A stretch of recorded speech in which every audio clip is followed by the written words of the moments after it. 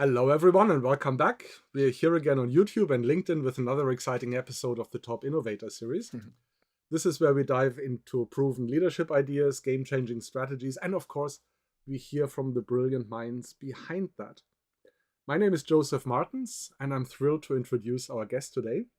With us today is Matt Mead. Matt is the CTO with SPR, a tech consultancy that builds AI-powered software.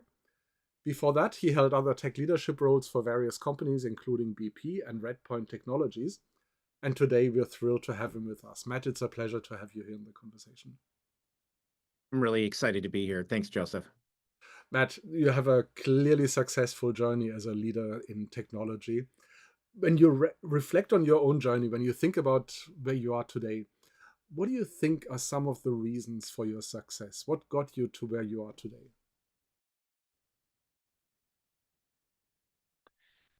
It's such a simple yet complex question to kick things off, Joseph.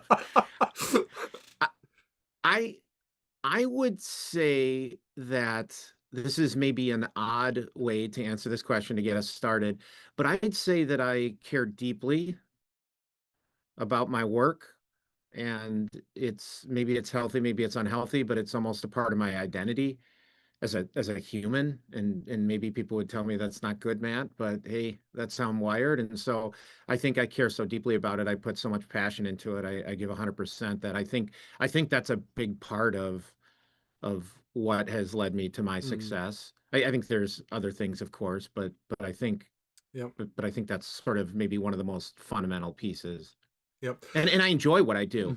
Mhm. I sometimes I kid around and say, I think I would do this. Actually, I shouldn't say this on film, but I think I'd do it for free. Like, I think I'd almost do my job without getting paid.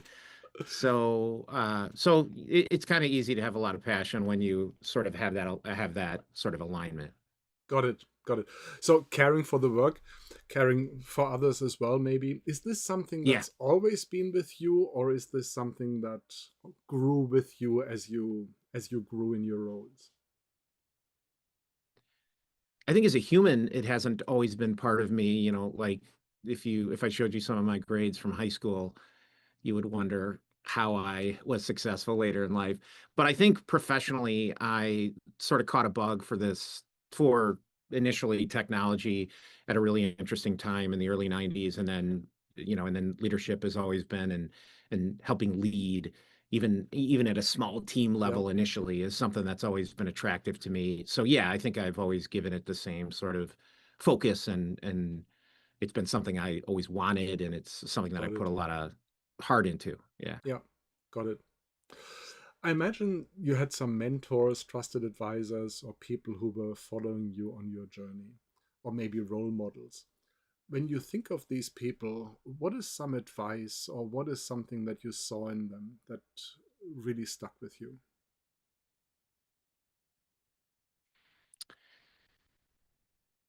Yeah, when I think back, I've had probably like most people that have been in the industry for 30 years, I've had quite a few people that have really had a significant impact on me professionally. I had some professors that also had a significant impact on me. I think that one aspect is, well, I think there's actually a split. I think there are people that have given me really, really tough love, and they Mm, were very kind of hard on me, is sort of how it felt to me in the moment. I think it was a positive thing, and I think they meant well, and I think it helped me and it made me better. And I think there are people that had a softer touch. So I think that the range of how people have genuinely tried to help me and make me better it's almost like the meta behind the mentoring almost taught me a lot about how there's a lot of different ways to go about leadership. hmm.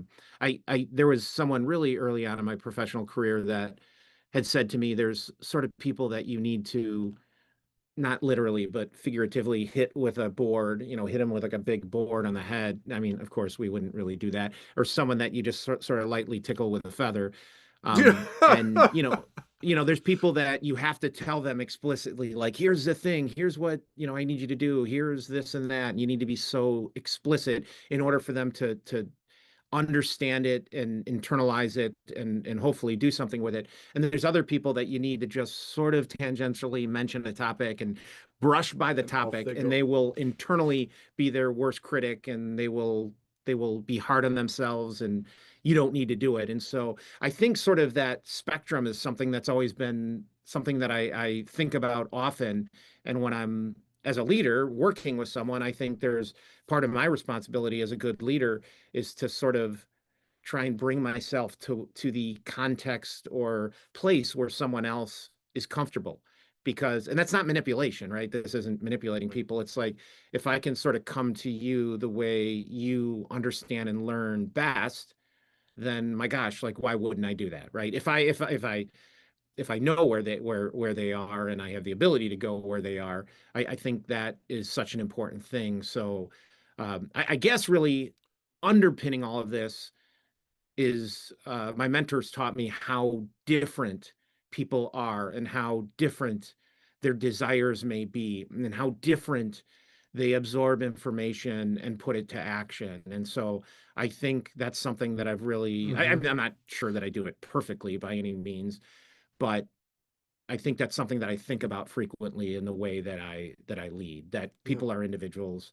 And if you try and come at it with a single overarching approach, my way or the highway, if you got a big enough title, you can do that. But I'm not sure it's an effective way to lead people. Yep. Yep. You said something at the beginning that really intrigued me when you talked about tough love being there, or at least it felt like at the time. I'm always fascinated about the growth that people experience in their lives. And I wonder if there is something, right? Maybe it felt like tough love at the time. And when you look at it today, maybe it makes sense. Maybe it feels a bit different because we've learned more, we've grown in wisdom and experience. Is there a story maybe along those lines in what you shared there? Something that felt like it's the wrong advice, the wrong leadership approach by someone, something that didn't work for you at the time. But now when you look at it many years later, it makes more sense. Yeah, I would. So great question. I would say, Joseph, that I had someone relatively early in my career that was really hard on me. And at the time, it felt like my interpretation, and I think I've grown, but it felt like it was criticism of me. Hmm. And I think this person knew me pretty well and knew my capability and wasn't criticizing me in any Mm. way. And in fact, they were coming from a supportive, Mm. almost loving place, in that they knew what I could do, and they thought at the time like I wasn't just, my head wasn't in it. I wasn't as focused. Mm. I wasn't kind of ultimately producing like I should have been at the time. I mean, at this time I was a technologist and implementing technology. And I guess, Yeah. Joseph, I guess for me at the time, I think I was incapable as a human, my emotion level just as a human outside of work. I think I just had a hard time dealing with it. Yeah. And therefore I wasn't absorbing it very well. And it felt very negative in the Hmm. moment. When I look, and then to your point, when I look back today, I can see with better clarity and more emotional maturity. Depend who you ask, how much emotional maturity I had. Just kidding. I think I have a lot more emotional maturity. It's something I think we all, and I still work on. But I look back and I can see that this person was not criticizing me in any way. This person was not being mean in any way. This person was just holding me accountable, and they just had a different way of leading. And so they didn't necessarily try and come to where I was. They just sort of led Yep. from sort of their Yep. place, and it rubbed me in a very abrasive way. Yep. Um, and looking back, I think it was a gift that that person gave me in two ways. They didn't let me uh, execute at a level below where they knew I could execute, number one. And number two, they taught me a lot about just different Yep. personalities and different people, and people being I guess up until that Yeah. point in my life, I probably just didn't have as much candid, constructive criticism. And so therefore I viewed it as almost personal criticism. I And see. it turned out that, this Mm. person had my best interest in mind. And I still have a good relationship with that person, but back in the day, it was really hard as a Yep. human to work through that. That's But an awesome it made story, me right? a better, Mhm. yeah. I'm Because sorry, go ahead. sometimes we are just in those situations where we are emotionally overwhelmed by what someone says lands on us, and it's really difficult to put it into the framing that you're in now.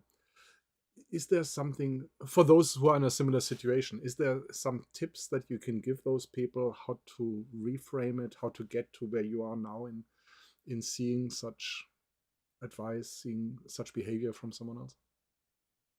I think it's pretty simple. Just work another 20 years and you'll gain some wisdom along the way. And it's that Okay. simple, Joseph.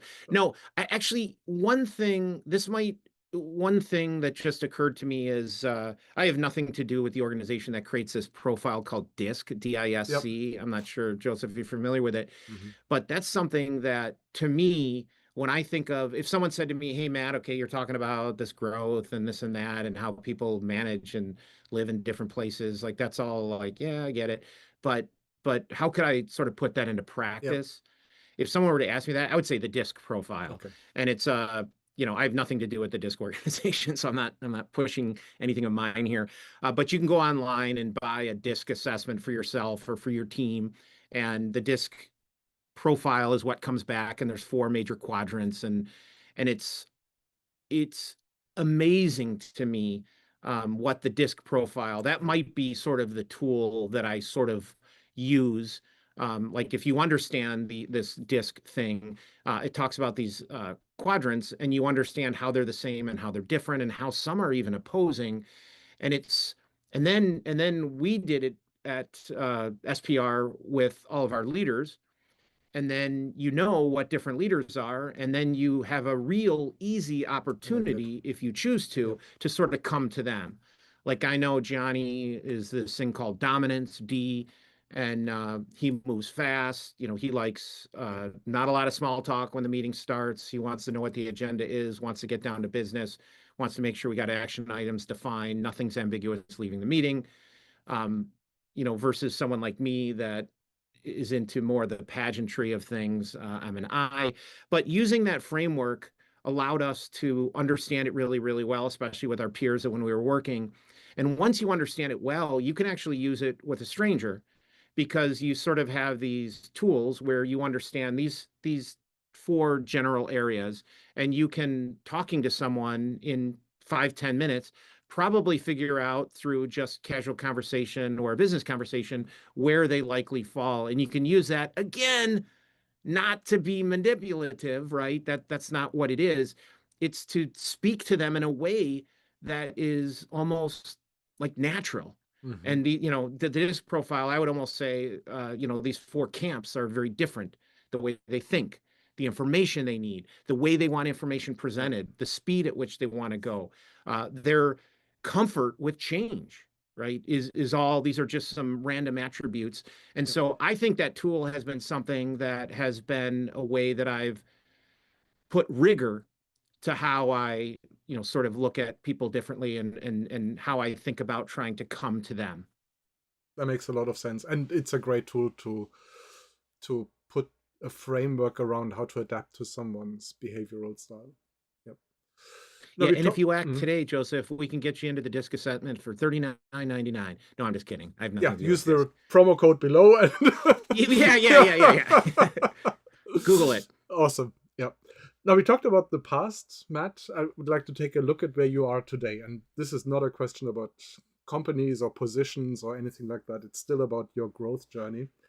When you look at where you are today, what's an area where you feel there is more? I can grow here. There is an area where I want to focus on. There's an area where I really want to pay attention in my own personal development. What a great question. I would, You have a way of saying I, that makes me feel guilty right away, Matt. oh no, don't feel guilty. Well, feel a little guilty, Joseph. Okay, I mean, exactly. I don't, I mean, honestly, Joseph, I don't think there's any room for improvement for me. I think you Awesome. can ask my wife. Yeah. She would. Sign up for the humility class below as well. No. Oh my gosh. We don't have enough time to talk about all the places where I could be better. But I think that really trying to hone my skills, and I don't even know, this is what I'm trying to do, Joseph. I don't even know how I'm going to do this better. But one thing I'll throw out is I'm really interested on, really helping develop people that report up through me in their careers. And so I think that's something that's always been a passion of mine. I think that's something that I'm sort of naturally gravitate toward, but I'm trying to be a little more rigorous around that. That's one thing that Mhm. strikes me, and unfortunately you're like, oh, what framework should we use, Matt?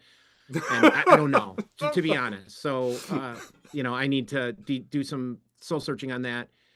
The other thing is, and this might be a really odd topic, right? I'm a chief technology officer. I'm an executive in a company, and I've been a technologist my whole life. I try and stay hands-on just because I think it makes me a better executive to really understand technology and business. But I think the thing that I'm working on right now, and I've got a bunch of sort of irons in the fire for how I'm working on it, is better personal organization. And that might Hmm. sound lame. That might Awesome. sound like, oh my gosh, how could you be successful if you don't have incredible personal organization? But that really is a place where I'm trying to make more progress and I'm trying to be better. I think my life would be less hectic.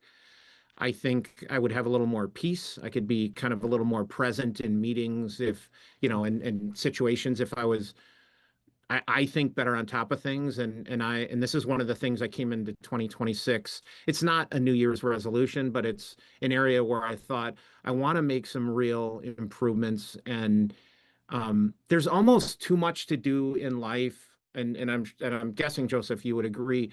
I can't really do every last thing that I want to do personally, professionally, right? I have a family, right? Everything that I want to do, I can't really accomplish. So in my mind, I'm trying to make sure the most important things are prioritized and they're given proper strategy time and execution time. That's sort of where my head's at. And I Very know cool. this doesn't mean I'll Yep. get everything done in life. I will still have to neglect certain things that are lowest priority and therefore are probably the best things to just not get done. But that is the other thing on my plate. And it's a little different shift from what we've been talking about so far, but I think it has such a huge impact. And by the way, I use something called GTD. If people are old enough, Getting Things Done is a framework that was probably really popular in the 90s from a guy, David Allen. Again, I have nothing to do with this company, but I'm a big believer in his implementation of personal and work sort of organization. And so basically I use a GTD system for anyone out there that's a nerd like me. So I'm very organized. I've got everything written down. My problem is that I have 10,000 things written down. I'm exaggerating, but not by much. Yep. Yep. So how do you make sure you're doing the top priority things? There's a risk to the long lists, but at least they exist. That's already a good thing. No, Yes. thank you. Yep. No, thank you. Um, that was great. Let's take a quick peek into the future. So we talked about past, present. Let's take a quick look at the future. Let's imagine we were to have this conversation again in 5 years or something like that.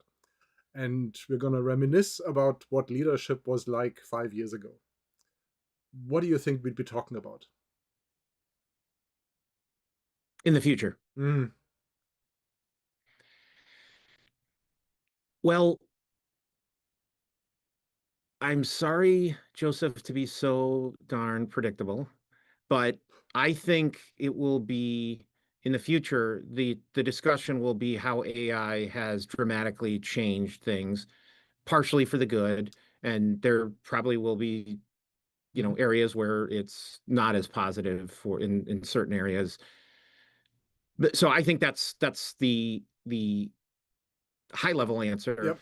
I think that one of the things that maybe I won't have to worry about as much in my professional career, but certainly folks that are earlier in their career have to think a lot about is how do you reskill and get on a cadence to constantly reskill or frequently reskill in Hmm. order to stay relevant for AI. And I would say anyone who has a job that uses a computer, and we have clients like in hospitality that have plenty of people who work and they're not at a computer, right? So Okay. lots of people on earth don't sit at a computer, even though that's foreign to my day. I stare at a computer all day long. But how do you reskill to make sure that as AI evolves and as the capabilities evolve, how do you keep yourself, and for leaders, how do you keep your people ahead of that curve and reskilled is probably where a lot of conversations are going to be. And buried in there is like the worry that people may lose their job. Like that's sort of part of that conversation. But I think rather than us worrying today about the future, about jobs, I would say, well, why don't we do something proactive? Like, Hmm. let's figure out a way. Let's look at, for example, what the World Economic Forum, they published the 2025 jobs report. Again, I have nothing to do with this, but I think it's a great document. You can Google Hmm. it. It's a free download on the internet. It's really well done. It's actually a good read. And you could look at all their information about reskilling and all the skills that you need. And you can look at online training. A lot of it's free that's available that you could give to your people today to get them Awesome. moving in a Yep. direction so that they'll be even better capable of working in this Yep. ever increasing AI driven world. Yep. Yep. Great topic, and I think you're right in terms of applying it to leadership there. I heard an interesting reframing recently about AI taking away jobs, because very often, like you said, the fear is there that AI takes away jobs. The reframing I heard was that that's not the case, but what will happen is that the people who embrace AI will take away the jobs from the people who don't embrace AI. And I don't know if you would agree I with that. Mm. Yes, I think that is 100% true. Yeah, there's I think that's a great saying that Mm. AI is not coming for your job, it's your competitor using AI. Yep. Yep. I think Yep. there is a little bit of there a one of the big parts of AI is around efficiency and Mm. optimization and automation. And that's a huge, in fact, I would say that's the number one use case for tech leaders, as far as I can Right. tell from what I read and Yep. from me interacting with our clients and my professional network. So I think there is something real about organizations trying to skinny down and do Hmm. more with less Hmm. humans. Um, but I think the the antidote or the way that you combat that is you look at very well documented ideas. And again, the World Economic Forum has documented this. And if you listen to Sam Altman or Jensen Huang or any of the big tech CEOs, they're echoing the same thing. It's like adaptability, Mm. agility, critical thinking. It's not like typing skills. It's not Right. agentic development. I mean, that there's a market for that, but the average person needs to figure out how they can be a fantastic orchestrator and judgment Hmm. piece for AI, or at least that's Yep. my prediction on where I think things are Yep. going. And so I think training your people on these things is really important. And I think it's not too early. In fact, I think it's perfect time to do that. Got it. Yep. Matt, let me ask you a last question and then we're going to land the plane. When you look at how leadership plays out typically, let's imagine you have a magic wand. You could change something about how many leaders lead at the moment. What change would you make?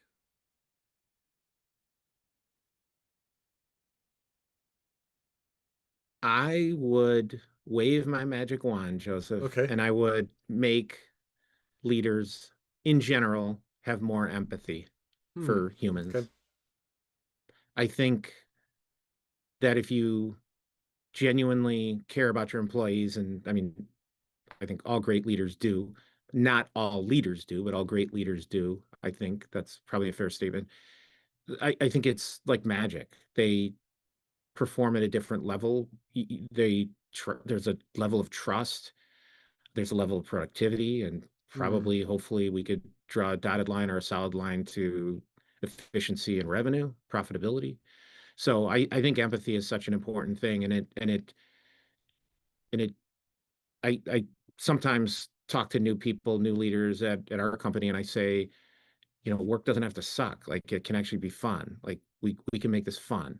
And I don't know I don't know how many organizations talk about that, but that's kind of where my head's at.